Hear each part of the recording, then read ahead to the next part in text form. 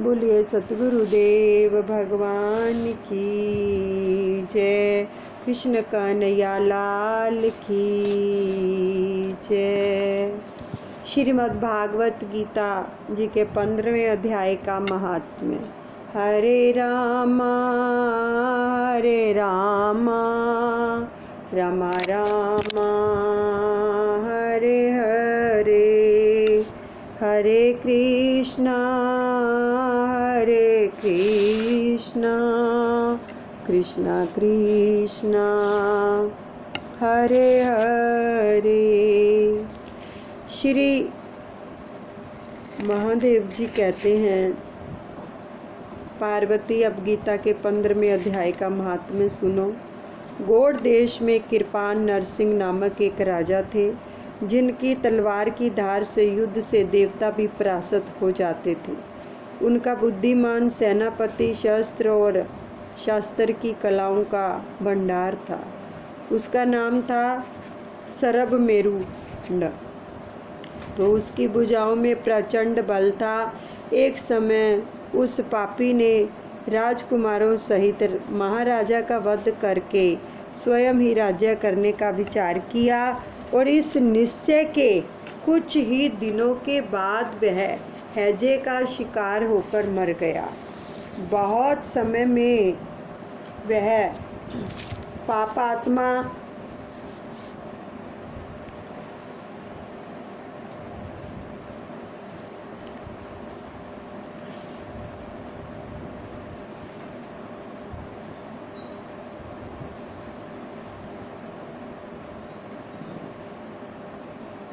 अपने पूर्व कर्मों के कारण सिंधु देश में एक तेजस्वी घोड़ा हुआ, और उसका पेट जो था वह सटा हुआ था।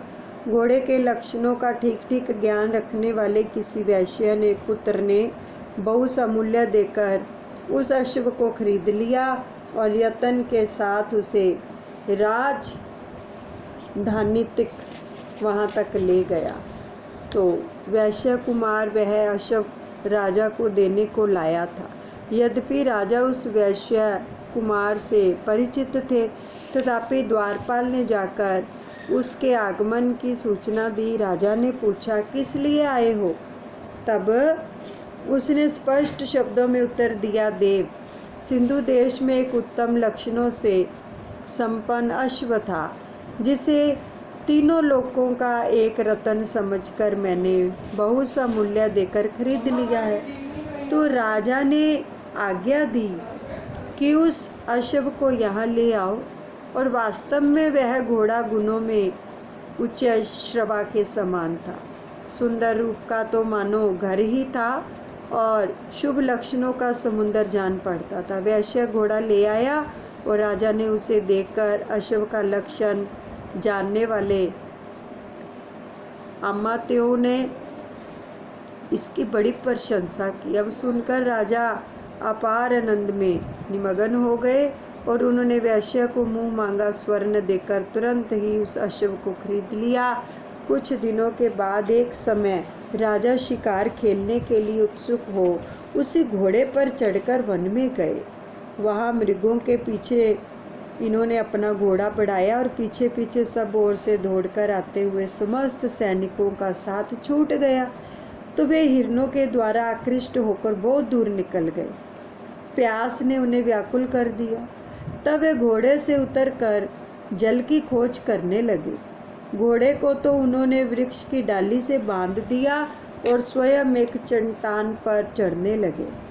कुछ दूर जाने पर उन्होंने देखा कि एक पत्ते का टुकड़ा हवा से उड़कर शिलाखंड पर गिरा है। तो उसमें गीता के 15वें अध्याय का आधा श्लोक लिखा हुआ था। राजा उसे बाँचने लगे, यानी पढ़ने लगे। तो उनके मुख से गीता के अक्षर सुनकर घोड़ा तुरंत गिर पड़ा, और अशव शरीर को छोड़कर तुरंत ही दिव्य विमान पर बैठकर वह स्वर्ग लोक को चला गया। तत्पश्चात राजा ने पहाड़ पर चढ़कर एक उत्तम आश्रम देखा, जहाँ नागकेशर केले, आम और नारियल के वृक्ष लहरा रहे थे, और आश्रम के भीतर एक ब्राह्मण बैठे हुए थे। जो संसार की वासनाओं से मुक्त थे। राजा ने उन्हें प्रणाम करके बड़ी भक्ति के साथ पूछा, ब्राह्मण, मेरा अश्व जो अभी अभी स्वर्ग को चला गया है उसमें क्या कारण है? तो राजा की बात सुनकर त्रिकालदर्शी मंत्रवेत्ता व महापुरुष में श्रेष्ठ विष्णु शर्मा नामक ब्राह्मण ने कहा, राजन, पूर्व काल में तुम्हारे यहाँ जो सरभमेरुंड नामक सेनापति था, वह तुम्हें पुत्रों सहित मारकर स्वयं राज्य हड़पने लेने को तैयार था।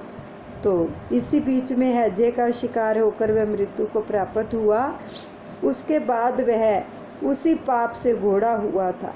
और यहाँ गीता के 15वें अध्याय का आधा श्लोक लिखा मिल गया था, उसे ही तुम बाँचने लगे, तो उसी को तुम्हारे मुख से सुनकर वह अश्व स्वर्ग को प्राप्त हुआ है। तदंतर राजा के जो पार्श्ववर्ती सैनिक उन्हें ढूंढते ढूंढते हुए वहां पहुँचे और उन सबके साथ ब्राह्मण को प्रणाम करके राजा प्रसन्नता पूर्वक वहाँ से चले और गीता के 15वें अध्याय के जो श्लोक अक्षरों से अंकित उसी पत्र को बाँच बाँच कर प्रसन्न होने लगे। उनके नेत्र हर्ष से खिल उठे। घर आकर उन्होंने मंत्रवेत्ता मंत्रियों के साथ अपने पुत्र सिंह बल को राज सिंहासन पर अभिषिक्त किया और स्वयं 15वें अध्याय के जप से विशुद्ध चित्त होकर मोक्ष को प्राप्त कर लिया।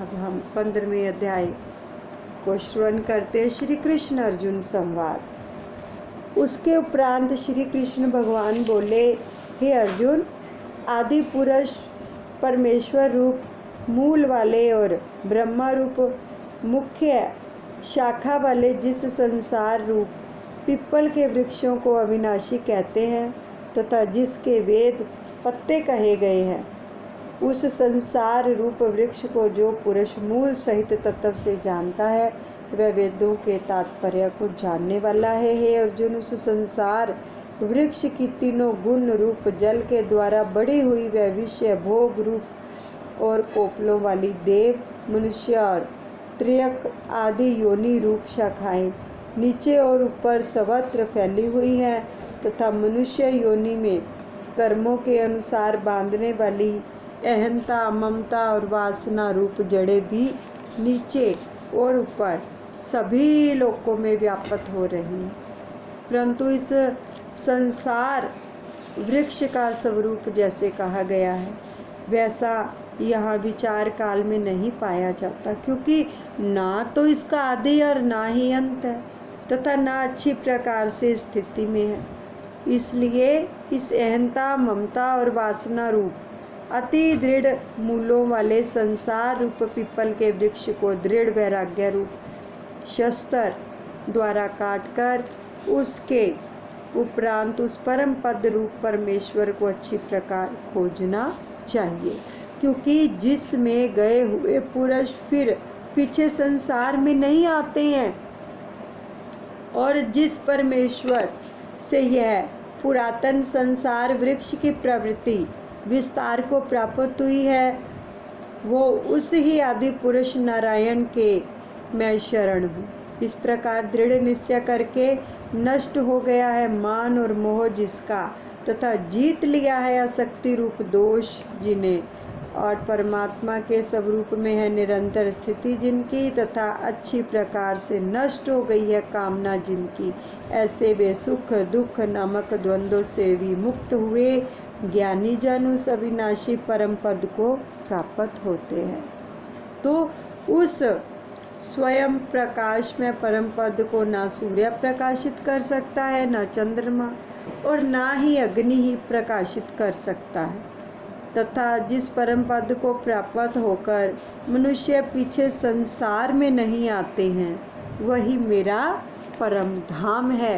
हे अर्जुन, इस देह में यह जीवात्मा मेरा ही सनातन अंश है और वही इन जो त्रिगुणी माया में स्थित हुई है मन सहित पांचों इंद्रियों को आकर्षण करता है।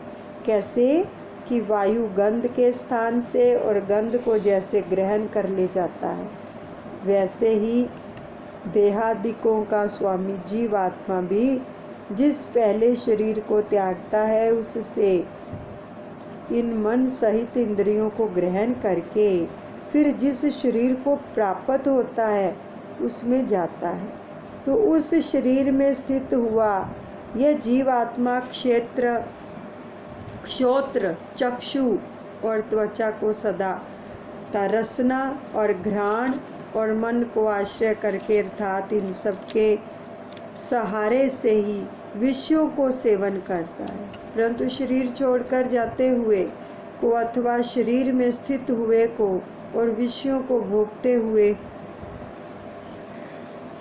अथवा तीनों गुणों से युक्त हुए को भी जो है अज्ञानी जन नहीं जानते हैं। केवल ज्ञान रूप नेत्रों वाले ज्ञानी जन ही तत्व से जानते हैं, क्योंकि योगी जन भी अपने हृदय में स्थित हुए इस आत्मा को यत्न करते हुए ही तत्व से जानते हैं, और जिन्होंने अपने अंतकरण को शुद्ध नहीं किया है ऐसे अज्ञानी जन तो यत्न करते हुए भी इस आत्मा को नहीं जानते।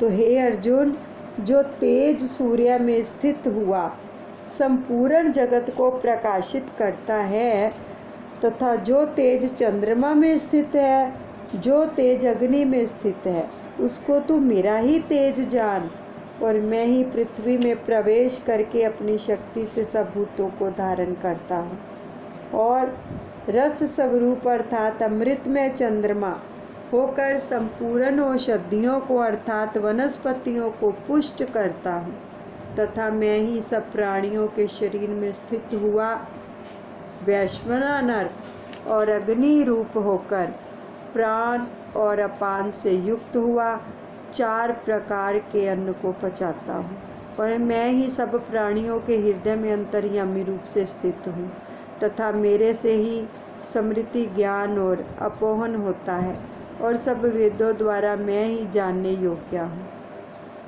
तथा वेदांत का कर्ता और वेदों को जानने वाला भी मैं ही हूँ। हे अर्जुन, इस संसार में नाशवान और अविनाशी भी यह 2 प्रकार के पुरुष हैं। उनमें संपूर्ण भूत प्राणियों के शरीर तो नाशवान हैं और जीवात्मा विनाशी कहा जाता है, तथा उन दोनों से उत्तम पुरुष तो अन्य ही हैं जो तीनों लोकों में प्रवेश करके सबका धारण पोषण करता है। एवं अविनाशी परमेश्वर और परमात्मा ऐसे कहा गया है, क्योंकि मैं नाशवान जड़ वर्ग क्षेत्र तो सर्वदा अतीत हूँ और माया में स्थित अविनाशी जीवात्मा में भी उत्तम हूँ, इसलिए लोक में और वेद में भी पुरुषोत्तम नाम से प्रसिद्ध हूँ। हे भारत, इस प्रकार तत्व से जो ज्ञानी पुरुष मेरे को पुरुषोत्तम जानता है तो वह सर्वज्ञ पुरुष सब प्रकार से निरंतर मुझ वासुदेव परमेश्वर को ही भजता है। हे निष्पाप अर्जुन, ऐसे ही यह अति रहस्य युक्त गोपनीय शास्त्र मेरे द्वारा कहा गया। इसको तत्व से जानकर मनुष्य ज्ञानवान और कृतार्थ हो जाता है, अर्थात उसको और कुछ भी करना जो है शेष नहीं रह जाता। तो इस अध्याय में भगवान ने अपना परम गोपनीय प्रभावली प्रकार से कहा है, जो मनुष्य उक्त प्रकार से भगवान को सर्वोत्तम समझ लेता है फिर उसका मन एक क्षण भी भगवान के चिंतन का त्याग नहीं कर सकता, क्योंकि जिस वस्तु को मनुष्य उत्तम समझता है उसी में उसी का प्रेम होता है, और जिसमें प्रेम होता है उसी का चिंतन होता है। अतएव सबका मुख्य कर्तव्य है कि भगवान के परम गोपनीय प्रभाव को भली प्रकार समझने के लिए नाशवान क्षण भंगुर संसार की आसक्ति का सर्वदा त्याग करके एवं परम पद के परमात्मा के शरण होकर भजन और सत्संग की विशेष चेष्टा करें। यहाँ पर 16वां अध्याय 15वां अध्याय समाप्त होता है। हरे रामा राम राम हरे हरे, हरे कृष्णा कृष्णा कृष्णा हरे हरे। बोलिए सतगुरुदेव भगवान की जय, कृष्ण कन्हैया लाल की जय। हे गुरुदेव, मेरे प्रभु, मेरे परमात्मा,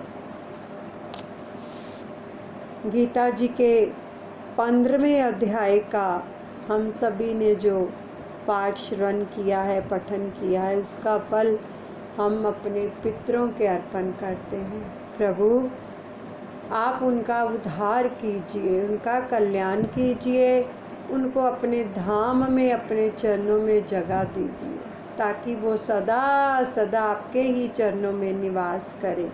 ये हमारी कामना है। आप दया कीजिए। और हमने जाने अनजाने विचार वाणी व्यवहार से जो भी अपने पितरों के प्रति अपराध किए हैं, उसके लिए हम क्षमा याचना चाहते हैं। हमें क्षमा कर दीजिए, बख्श दीजिए। और ये राम नाम की ऊर्जा हम अपने पितरों के अर्पण करते हैं, जो हो चुके हैं, जिनको हम जानते भी नहीं हैं उनको भी, और संपूर्ण विश्व के पितरों को। राम राम 1, राम राम 2, राम राम 3, राम राम 4, राम राम 5, राम राम 6, राम राम 7, राम राम 8, राम राम 9, राम राम 10, राम राम 11, राम राम 12, राम राम 13, राम राम 14, राम राम 15, राम राम 16, राम राम 17, राम राम 18, राम राम 19, राम राम 20, राम राम 21। बोलिए सतगुरुदेव भगवान की जय, कृष्ण कन्हैया लाल की जय।